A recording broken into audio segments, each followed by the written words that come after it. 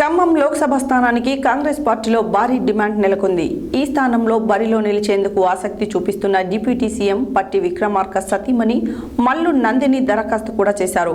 ఇవాళ ఖమ్మంలో బల ప్రదర్శన చేస్తూ ఆమె 500 కార్లతో భారీ ర్యాలీ చేపట్టారు.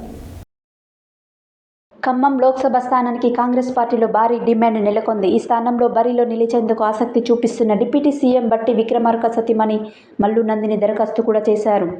ఇవాళ ఖమ్మంలో బల ప్రదర్శన చేస్తూ ఆమె 500 కార్లతో భారీ ర్యాలీ చేపట్టారు. అనుచరులు కాంగ్రెస్ కార్యకర్తలతో భారీ కన్వయ నందిని హైదరాబాద్ గాంధీ భవనంకు బయలుదేరారు.